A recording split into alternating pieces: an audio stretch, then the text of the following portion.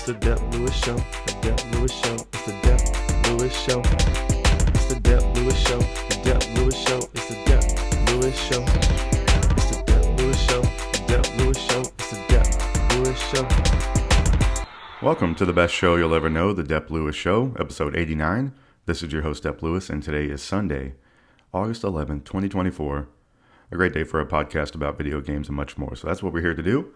Hope you're doing great out there in the world. Hope everything's been going your way. And thank you for being here. So the first order of business to ask you is to follow Dep Lewis Show everywhere. And maybe tell a friend, pass the news along if you would like. Full episodes of Dep Lewis Show available anywhere you can find a podcast.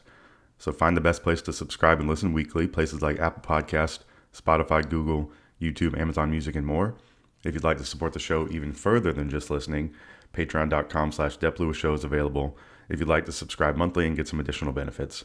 Also, Venmo at Dep Lewis Show is available any day, anytime, for any amount if you'd like to support the show. So that is all my promotional things for the beginning of this show. Now we're going to get into it. So if you have never listened before, this is a show mainly about video games. So it's a weekly check-in of what's going on with the video game world. And this is just from one person's perspective. So you're going to get what I think is interesting out there in the video game world. I'm going to tell you about what I've been playing, and then you're going to get some random stuff in between. So hopefully it's going to be informative, entertaining, and one of your favorite weekly podcasts would be my hope. So, pretty big hopes out here. So thank you for being here today. So for this show, we're going to have our three sections as always. The first section, what video games have been playing since I've last talked on this microphone. And for this week, I haven't really played too many things or made any significant progress, but I booted up a few things, and I'll tell you about some of my thoughts around that. And then the midsection or the middle section of this show is about what is going on around the video game world. So this includes things like sales figures, news, and upcoming releases for this week. So I'm going to tell you about all the happenings across the video game world in the midsection of this show. And then the final section of this show is the Miscellaneous Talk section, where I can talk about anything I want to outside of the video game world. And for this week, we're going to actually get into some book talk at the beginning, tell you about an upcoming release and something cool that's going on with it right now.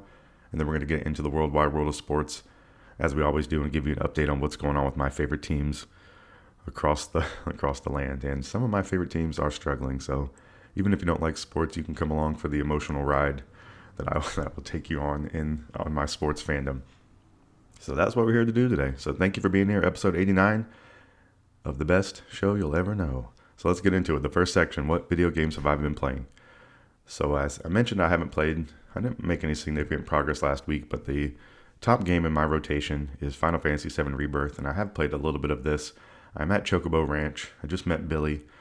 He lets me know that it's $10,000 to rent or 10,000 gil per person to rent a Chocobo for us to get across the swamp that we desperately need, and we do not have that kind of cash, so we are going on a mission for him to try to help him retrieve. I guess we have to go help him retrieve his most stubborn bird yet. So that's my plan right now, where I'm at in the game, rolling around with Aerith and Tifa, and then we also got Barrett and Red 13 in the background. So it's just really cool rolling with your whole party. It's nice having more than your two companions with you. You got four people rolling with you pretty much every time you get in a battle. So it just makes it seem really cool. The grassland area at the beginning is extremely impressive.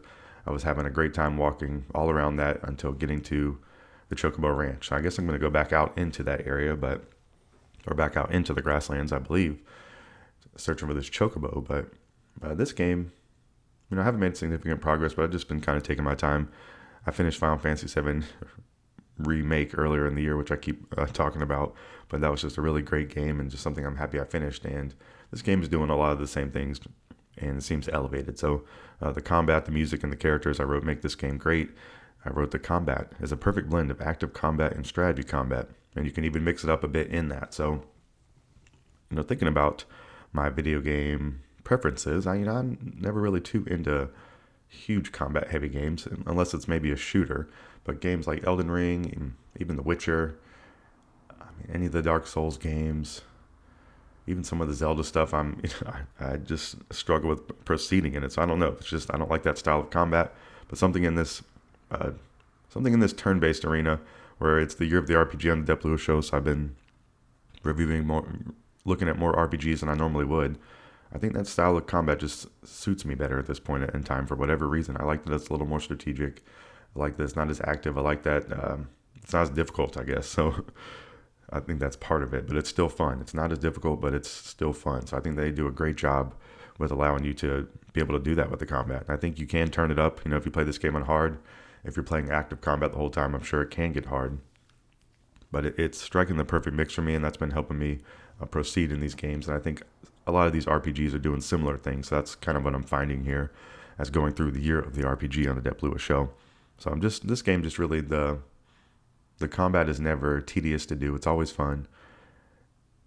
And that has continued in this game. So the open world music in the grasslands is, I hate to say iconic, but it really is. And it's very memorable and just really, really fun. So Final Fantasy VII Rebirth is the main game I'm playing right now. This is something I do want to finish. And that is one of my only firm video game commitments at this point. So what else have I been playing? So something else I've been playing that I've been talking about the last few weeks is a Zelda challenge. So I've never completed a Zelda game. I've played almost every one of them, never completed one. We have the upcoming release of Echoes of Wisdom on September 26, 2024. So that game is upcoming and looks very cool. You get to play as Zelda, and it looks like, a mix between Link's Awakening and Breath of the Wild or Tears of the Kingdom. And there actually has been a new trailer for this. I'll tell you about that in the midsection. So we'll talk a little bit more about Echoes of Wisdom in the middle section of this show. But I've been thinking more about my Zelda challenge, and I need to beat a Zelda game. I'm putting all the pressure in the world on me, just brutal pressure on here to finish the Zelda game, and I can't decide which one to do. And I might be wiggling out of this challenge a little bit here early, so I don't know. I don't know what I'm doing with these Zelda games, but I've been playing some Breath of the Wild. I've also been playing A Link Between Worlds, busted out the 3DS again, still have that going, and just trying to make some progress, playing around with these Zelda games. I had made some progress on Breath of the Wild. I found a couple more shrines, but I haven't had the heart to go into the shrines yet, so normally I just like to find the shrines and then go back to them at some point when I'm just want to dedicate some time to doing some shrine work, and then I'll pull a guide up because I get stuck on the puzzles pretty easily. And that's how I've been proceeding through some of these games and how I've made some progress in Tears of the Kingdom. So I've been doing that in Breath of the Wild, and I just don't know. I might just cut out this Zelda challenge for now and just see if I naturally just play some Zelda games. And if I want to buy Echoes of the Wisdom, I'm probably going to try to buy Echoes of Wisdom because it looks really, really cool. And so that's kind of what I wanted to say. I'm backing off the Zelda challenge a little bit. I might be still playing some Zelda games. You never know. You got to listen week to week to know what's going on with me with these video games. And that is part of the show here. I'm kind of a wild card in what I play. And I think I just need to embrace that a little more instead of trying to force myself to play something, because I don't think that ever works. And I don't know if it ever will. But I've been playing some Zelda Breath of the Wild. I've been playing Zelda Link Between Worlds on the 3DS, and I've been enjoying that. I like how early on it's giving me some direction on what to do, which has been helpful. So it actually even gives me a marker on my map of where to go down there on the bottom screen. So I haven't found a need to use a guide for any reason yet, and that's been really fun. So I could see myself continuing that. And then just want to brag on the 3DS as well. It's just a really great handheld console, great form factor. It fits great in your hands. It's easy to play. It's not so heavy. And just a really great thing. So I have a 3DS I bought a couple years ago. It's in really, really great condition because I've hardly played it. And I'm like, man, I need to bust this thing out and play it some. So that's what I've been doing. Been making some progress on some Zelda. I have a couple Zelda games on there. So it could just kind of be my rotating Zelda machine for now. And maybe at some point I'll finish the Zelda game. Or maybe at some point I'll finish all of them. You never know. So that's why you got to come listen to this first section of the show every week here on the Dep Lewis Show. I'm telling you about my video game journey across the video game world. So that's just a little bit of my thoughts.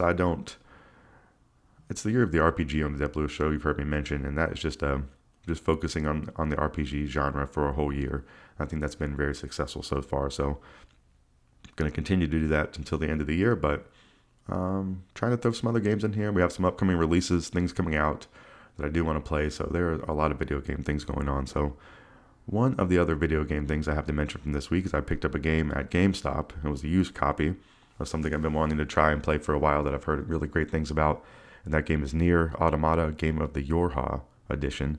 And this was a PS4 copy, which you can play on your PS5 too as well. And I did play some of this. I booted it up, played some. The back of the box talk on this game is invaders from another world attack without warning, unleashing the machine life forms. To break the deadlock, a new breed of android infantry is sent into the fray, the Yorha Squad. They're touting mesmerizing action with a captivating story. Early on, I noticed that they have some pretty cool perspective changes of what it's doing. because you would think this game is just a third-person action game, but it has scenes that are like bullet, like, I guess, what are they called, bullet shooters? Games like Vampire Survivors, pretty much, where you just are twin joystick shooters. It has a little bit of that in there. It has some platformy stuff. It has some feeling like Star Fox in there. It has some aerial space combat stuff going on. So it really is mixing things up. And combat is the focus in here, though. But it seems like they're giving you a lot of tools to combat the combat with.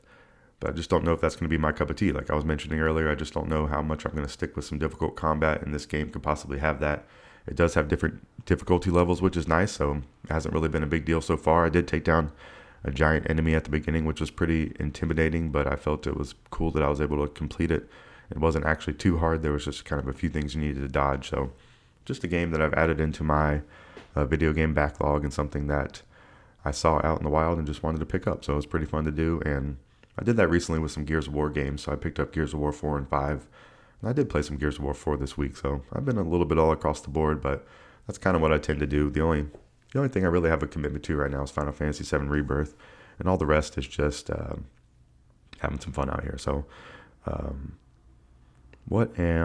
basically for upcoming releases, the main thing that I'm tracking for myself is Astrobot on September 6, 2024. I think that's going to be a game I'm going to play on day one. I've already pre-ordered it. I'm ready to go. Well, I might not play day one. I got it shipped to me, so I may show up a couple days late. But my overall thoughts on my gaming habits are, I'm going to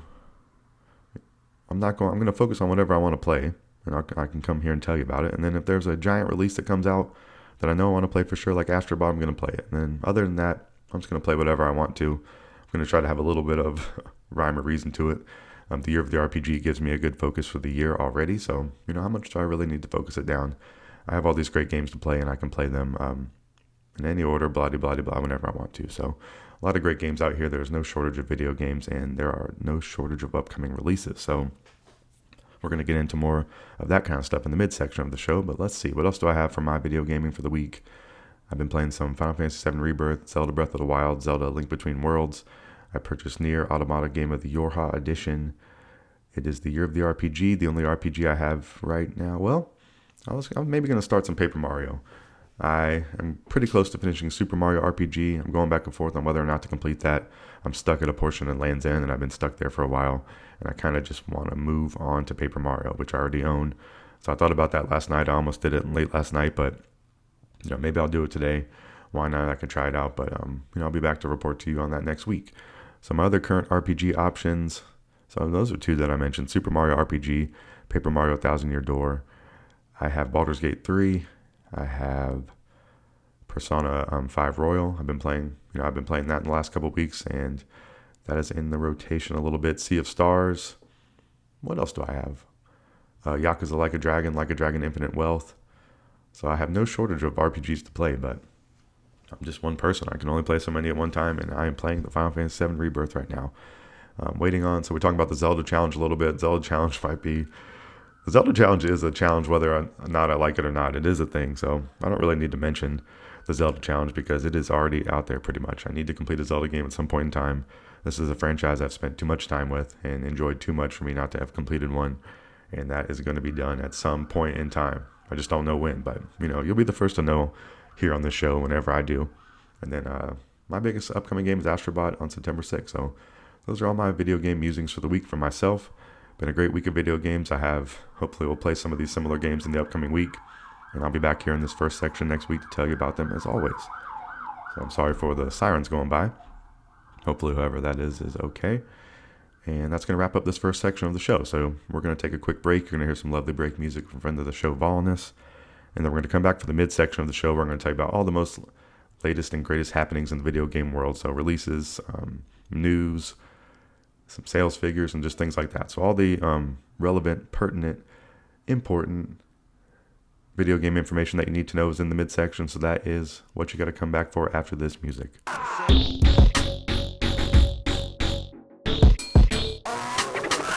Welcome back to the midsection of the best show you'll ever know, Dep Lewis Show, episode 89. This is where I tell you about what's going on around the video game world. So the first thing I want to get into this week are some Nintendo sales figures. So Nintendo has dropped their financial results from the first quarter of the 2024-2025 fiscal year.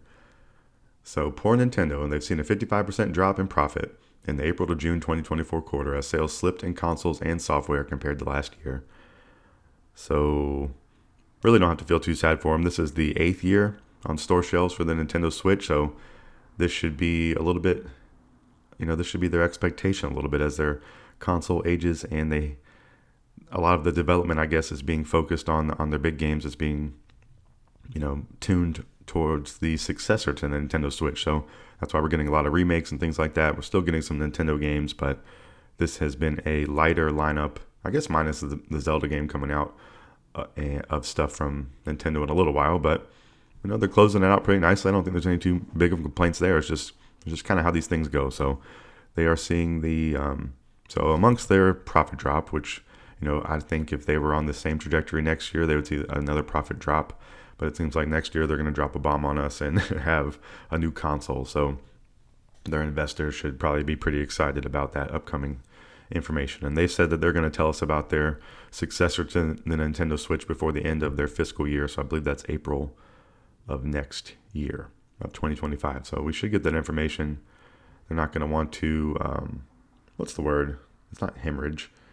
They don't want to hurt their fourth quarter sales and sales of their upcoming releases. So they're not going to have this big announcement until some of these prime games. I think the Mario and Luigi game in November is probably the last one for the year. And then they'd start January with the Donkey Kong Country, the remake, or the kind of the collection or remaster HD version of that being put on the Switch. So I think maybe we'll hear the announcement, I think anytime after January, or starting January is fair game probably.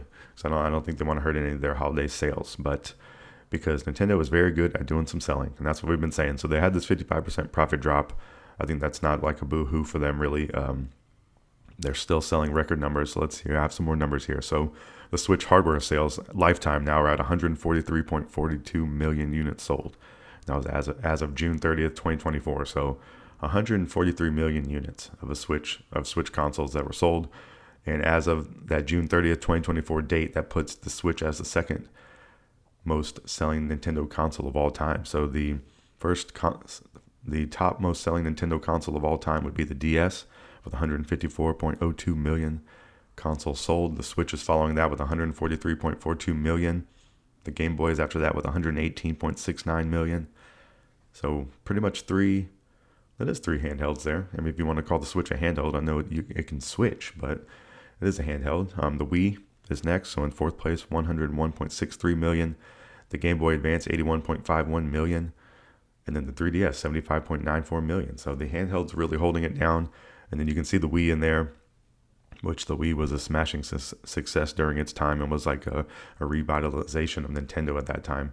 And was kind of the benchmark for a hot selling console. Like around that time, it was like, oh my gosh, this thing's selling incredibly. And you can kind of see here, it's made its way up into the upper echelon of Nintendo console sales, which is really dominated by handhelds. And it looks like it's going to continue to do so as time goes on. So pretty interesting trend there. And I do like the handheld gaming, and I think I'm going to like it more and more as I get older, because we have a million screens in our lives, and it's nice to have, I don't know, it's just something kind of quaint about playing on the handheld. It's nice, and they put really great experiences on there. Pretty much now handhelds can play things just like a giant screen can for most cases, and they're going to only get more powerful and more sleek and the more comfortable to hold and all those kind of things. The battery life's only going to get better. We're only going to have more options. So I think it's really, really cool time for all of those kind of advances and things like that. So talking about Nintendo sales, yeah, we're basically waiting on the Switch successor, which will be announced before the end of their fiscal year. And other than that, the Switch has been, if they're sad it's behind the DS, that's boo-hoo to them, really. Because I don't think they are. I think they are patting themselves on the back, and I think they should. That Nintendo Switch is an amazing console, definitely one of my favorite consoles of all time, and it's still going to be selling units and still be selling some games. I don't know if the next iteration of the Switch is going to be backwards compatible, but if it is, or if you can still play the games kind of like on a PS4 to a PS5 or whatever, I think, those sales will continue to go up. And lifetime, maybe it will take over the top slot, but hopefully the new console is going to be the best one yet, and that's my hope. So Nintendo selling some things, really, really breaking news there. But just wanted to highlight those sales figures for Nintendo. So let's get into some more Nintendo talk. This is a game I mentioned earlier in the first section, The Legend of Zelda Echoes of Wisdom. They released a new trailer for this, so it's called the Traversing Hyrule trailer. It's been released. It's around 5 minutes long, showing off the game. If you'd like to go watch this, you can go watch it on Nintendo's YouTube channel. You can go watch MinnMax, a great outlet I like to talk about. They talk over it, or I'm sure there's some other outlets talking over the trailer and giving you their thoughts on what's cool about it. But in this trailer, you can learn about some of the regions you'll visit in Hyrule during your adventure, as well as a few other things that are sure to come in handy, they say. And this game launches on September 26, 2024. It is Nintendo Switch game voucher eligible, so if you'd like to buy this game digitally and you have another Nintendo Switch game in the Nintendo Switch game voucher eligibility. So basically, if you want to drop $100 digitally on the Nintendo Store, it gives you 2 vouchers to pick games, and it's most of the time, most of the high-profile games. So if you want to get Echoes of Wisdom and you want to get Mario Party later than the year, and you want to get both of them digitally and save $20, you can buy a $100 voucher. You can buy Zelda when it comes out, and then you can redeem the voucher to get Mario Party or the Mario and Luigi, or even Donkey Kong or whatever is on their list. It's usually most of their high-profile games. So just another cool thing to mention, especially if you know you're going to be dropping some cash on multiple games. So The Legend of Zelda Echoes of Wisdom, really, really looking cool. They're showing off you can ride a horse in this around the open world, and I think that is a good indication of that the open world's going to be pretty big. So a lot of times in the top-down, the world is not, it's a certain size or whatever. There's different areas, but it just seems like this one is going to have the necessity to travel around quickly, and riding the horse seems so cool. Looks so cute. The horse is like jumping around and all that kind of stuff, and just really, really cool. I think you can customize them some. So this game is going to be hard for me to pass up, like I was mentioning in the first section. Zelda is something that I really like. I've just never completed one, but this is something that I'm going to be wanting to play when it comes out. So something I need to start thinking about. So just wanted to remind you of that game coming out and tell you about the trailer that dropped. And if you want to get some more hype for Zelda, go watch that trailer. So what else? Let's get into some more video game news. So Vampire Survivor is a really wonderful video game. I believe it won, I guess it was last year. I think it was. It was the number 2 game for Dep Lewis Show for 2023, I believe it was. But really great video game, still holds up. It's been coming to more consoles, and it is now coming to PlayStation 4 and PlayStation 5 for the first time. So I just want to highlight that. I've talked about Vampire Survivors a million times over the course of this show's history. I really love this game. It's very inexpensive and has a lot of great value in the package. So I would easily recommend this to anyone, especially because of the price point. I think it's $4.99. Sometimes it goes on sale for even cheaper than that. But maybe they're selling you the $4.99 copy has the DLC. Either way, there's not many games that are $5 that are this high of quality. So just want to mention that again on this show. As always, Vampire Survivors is a great video game.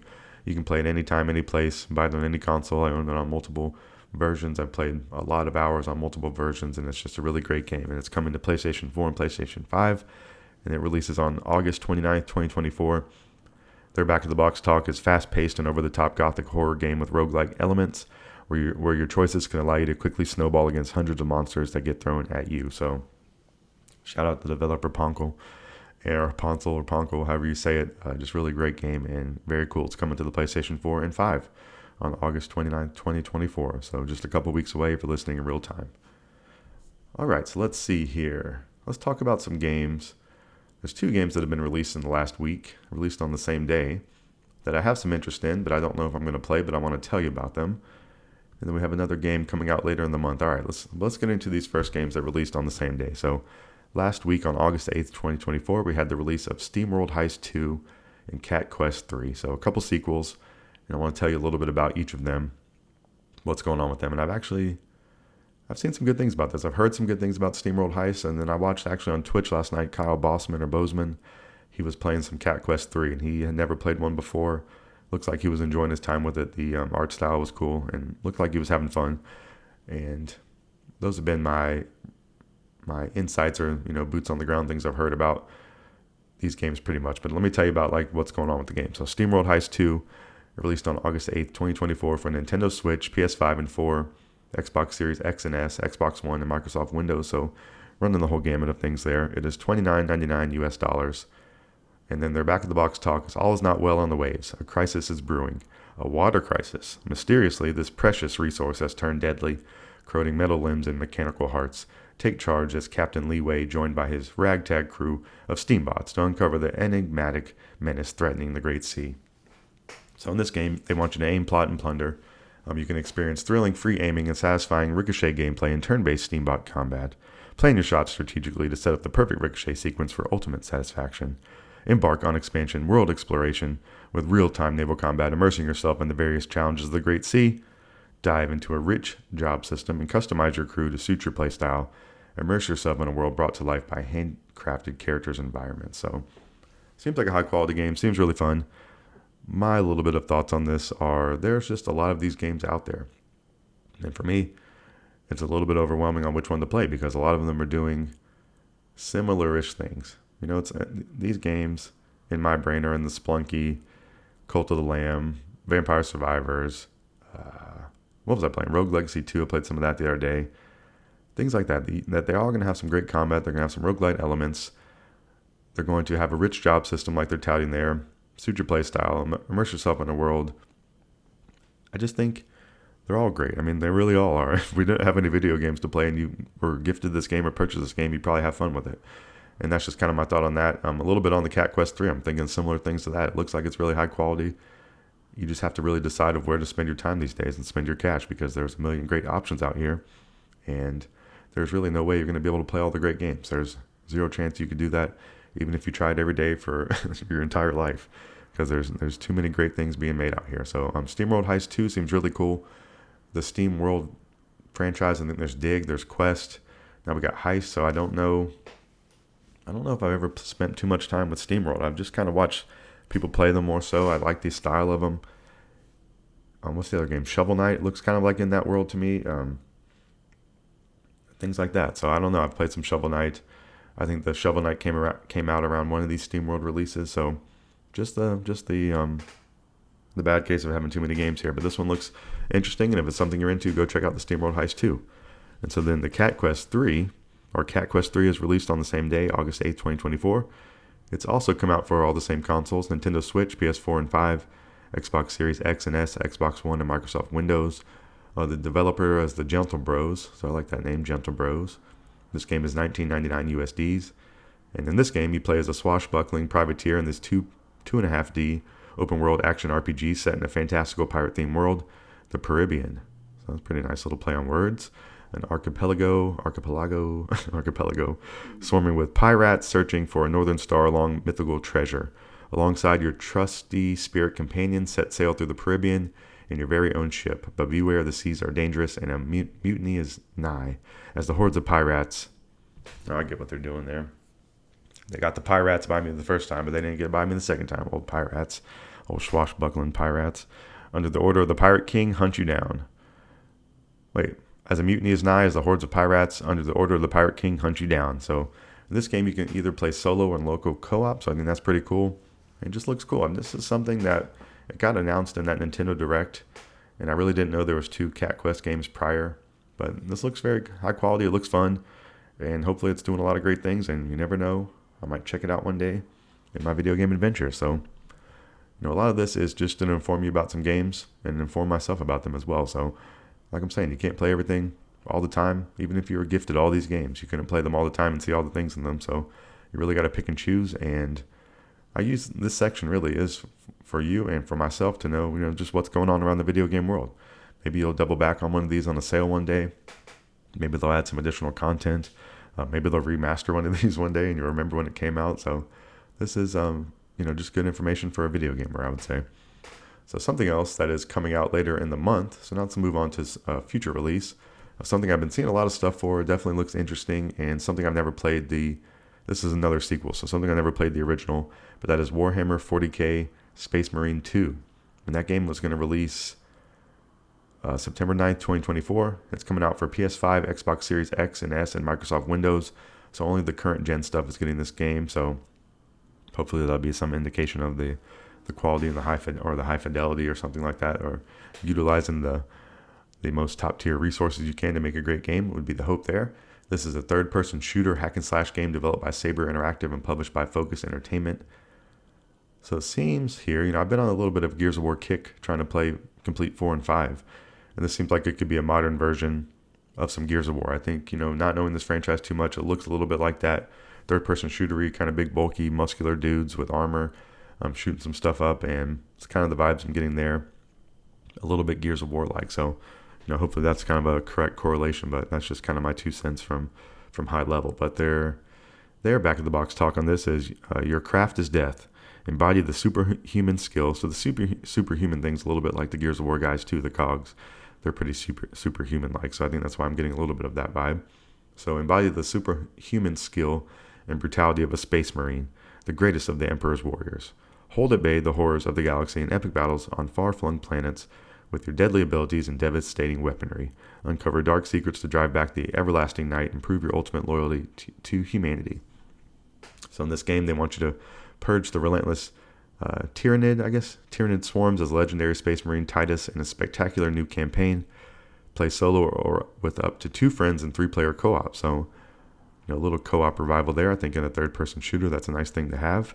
Enjoy intense, gory, and fast-paced third-person action with hundreds of enemies on screen from the creators of blockbuster co-op shooter World War Z, which I don't have too much familiarity with that game. I read the book and seen the movie and enjoyed those.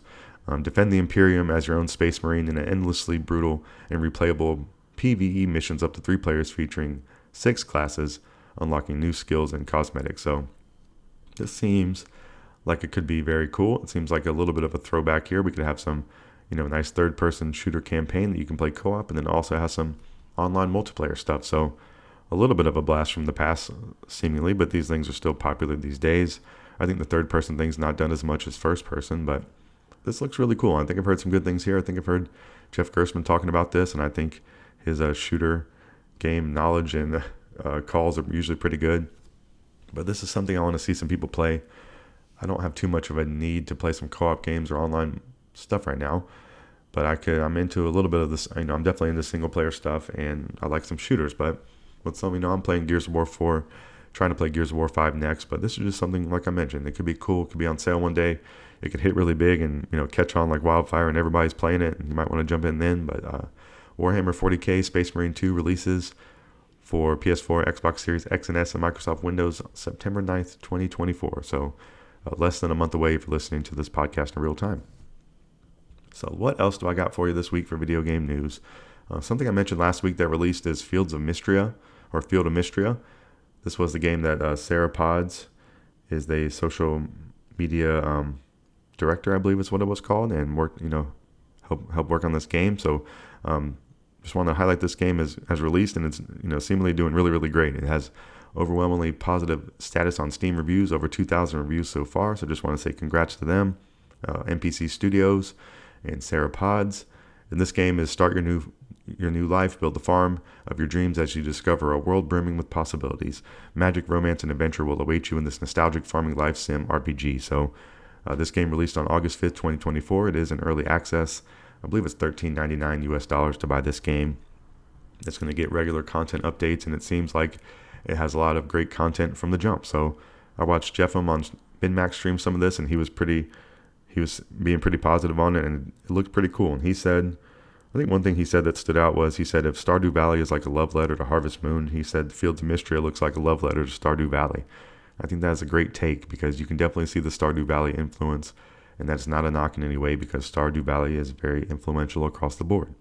And taking something influential and running with it and putting your own spin on it is a great thing. So this game looks really cool. It's only available right now on Steam on the Windows side of things, or I would maybe try this out, because I don't have a Windows machine. I have a Mac, a laptop, and then just have some consoles. So something I think would be great to play on a Steam Deck.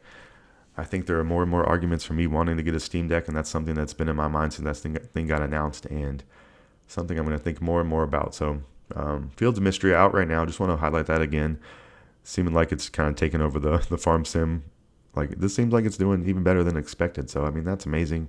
It seems very high quality, and seems like it's going a little bit from a sleeper hit to hopefully be more mainstream. And just want to mention it again on this show, and if anything else pops up with that, I will definitely keep you updated on the Fields of Mistria, and maybe I'll be playing it at some point myself too. So I just wanted to shout that game out.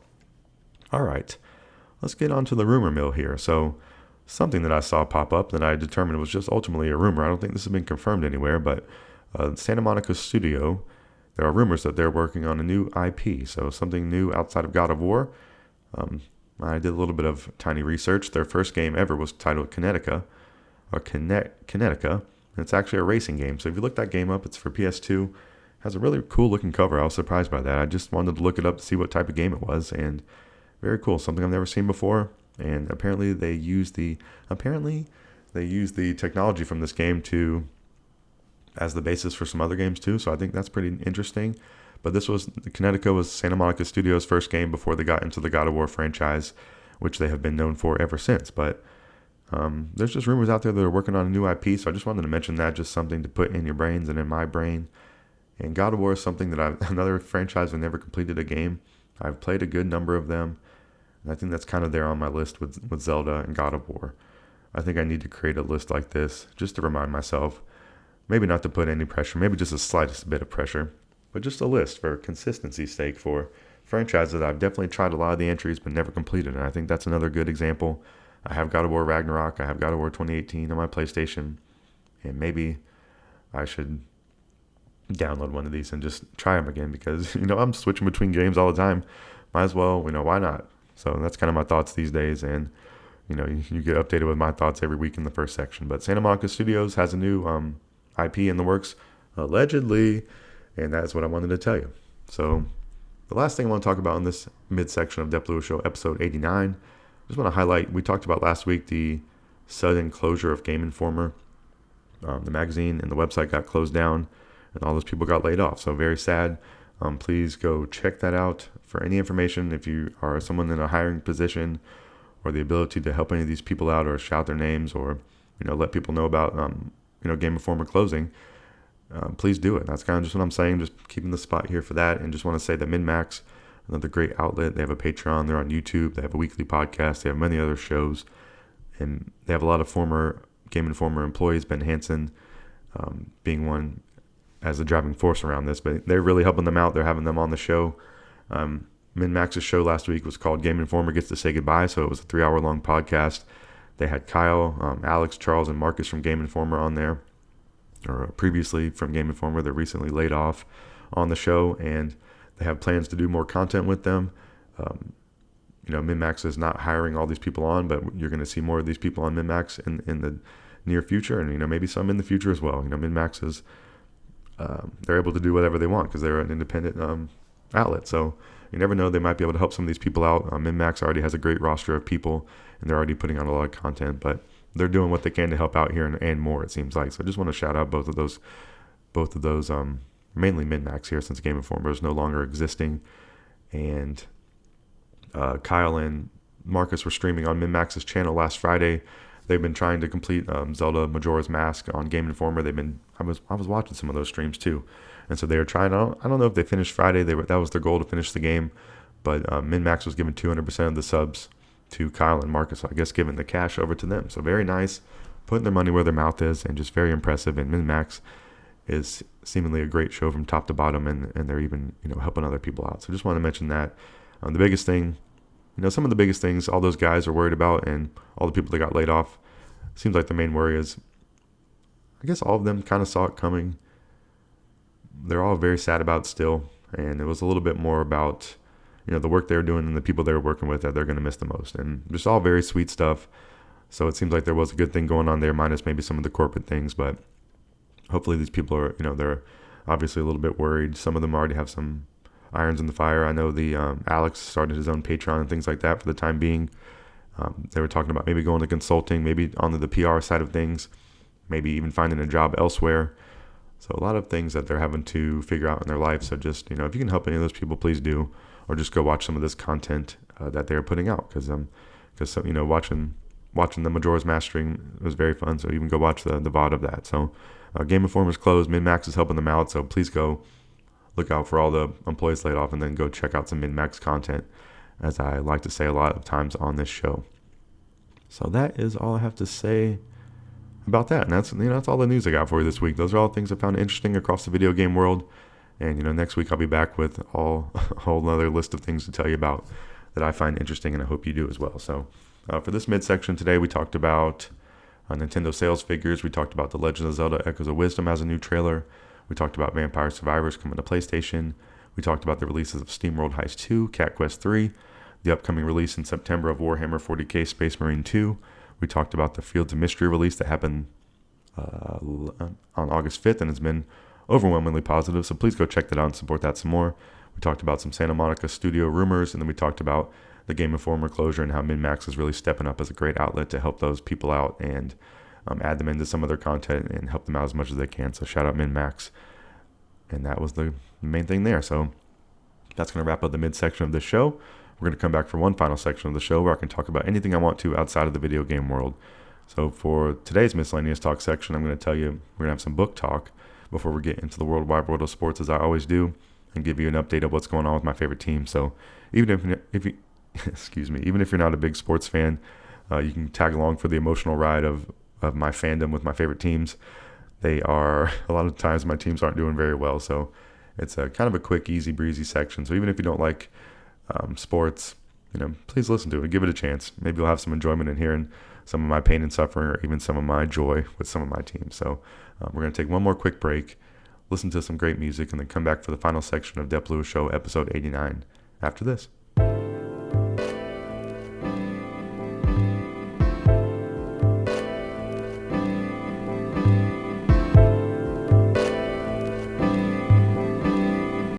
Welcome back to the final section of Dep Lewis Show, episode 89. This is the Miscellaneous Talk section where I can talk about anything I want to outside of the video game world. So the first thing I want to get into is some book talk. So I've really been slacking on my book reading this year. I don't know what the reason is there. I don't know if it's because I'm playing more RPGs in the video game world, but who knows. But I've definitely been reading less, but there is a book I'm very excited about that comes out at the end of this year. It comes out on December 6th, 2024. So I want to highlight that here. And there's some cool stuff going on with it. So that book is Wind in Truth by Brandon Sanderson. And this is the long-awaited explosive climax. Ooh, I don't know if I like how they're saying explosive climax to the first arc of the Stormlight Archive, the iconic epic fantasy masterpiece that has sold more than 10 million copies. And this is book 5. So I really didn't know that this is supposed to be a 10-book arc series with 5 of them. It's supposed to be 5, supposed to be the middle mark. So this is the end of this chapter or whatever, but pretty interesting. But right now they're releasing 2 chapters a week until release. So I was able to read 2 chapters last Monday, and they're going to release 2 chapters a week every Monday until the book is out. So I don't know how far along that'll get us in the book, but it's a great head start, and it was already great. It was already great to be reading about Kaladin again. So this started on August 4th, 2024. I think reactormag.com is the website location to read these, where they're posting it. So you can read them on your phone or on your computer. And I was just sitting on the porch reading some early Wind in Truth. So very exciting stuff. Definitely going to be a book I start right when it comes out. And this is the most anticipated book I have for this year. So I'm really looking forward to this. I think this is my favorite string of books that's out there, is the Stormlight Archive. And, Wind in Truth will be here in just a couple months. So just want to highlight that and make sure you know what's going on. And very, very cool. So now let's get into the worldwide world of sports, as I always like to do, tell you about what's going on with my favorite teams. And there has been some, let's see, I don't know, not the greatest thing. So the Carolina Panthers, my favorite NFL team, had their first preseason game. It was at the Patriots. This took place August 8th, 2024, 7 p.m., and the result was they lost. And they hardly had any emotion. They hit a field goal late, so that was their only offense that was scored, was 1 field goal. They got some points put up on them. None of the starters played, which is, I guess, one of the only cop-outs, but I don't know. I saw Terrence Marshall Jr. have a bad drop. I saw Mingo have a bad drop. There were some of the more high-profile guys playing, and it was just rough. So I read or heard that Canales doesn't believe in playing players in these games, and I think that's pretty different from other coaches. So we're going to see how that works. It's nice to have a unique take, but, if your unique take is really, really, it's all going to be in the result with this one. If the result is going to be a bad performance, you're going to come out and say, hey, maybe you should have played those guys. If they come out hot, they're going to say, hey, he might be some type of guru. So hopefully we're going to be going the guru route. I just don't know if I agree. I don't know what the Panthers have here, and I think it's rough. I don't know. I know they don't always play all their players in the preseason, but it would be nice to get some snaps out there and see what's going on. And you would think they'd want to have a few reps and just kind of get ready what they're going to look like out there as a team. All they're doing is visualizing on the practice field right now. It'd be nice to visualize it a little bit more in more game-like scenario, I think would be the thought there. But, you want to reduce injuries, but I don't think the Panthers are going to have Super Bowl hope. So I think you really want to see what you got more than anything. I think it's more of an evaluation thing from a team than you're really expecting a team to be competing for a Super Bowl. So I think from the coach down, you're going to be evaluating this stuff. And I guess it's Dan Morgan is the main guy evaluating this now. And ultimately David Tepper and his wife, Nicole. But I don't know. It's looking like this is going to be, I think it's leaning towards this disaster. So that's my take on it. I'm slightly hopeful. I'm always probably a little more hopeful than I should be, but I really don't see this going too well, and that's kind of my overall thoughts on the Panthers right now. Their first home preseason game is versus the Jets. I guess it's almost a week away. It's August 17th, 2024, so that's 7 p.m. And then the Panthers open the season in New Orleans, September 8th, 2024, 2 days after Astrobot, so that's pretty cool. So Astrobot's on a Friday, I guess. That's going to be a great weekend right there. Got Astrobot and the NFL starting. Really, really cool thinking back that. Throwback to the video game news. And then the first home game for the Panthers is versus the Chargers, September 15th. So I've just been trying to mention those dates here on the show until the season starts, and then we're going to get into Panthers news each week, which is very fun to do.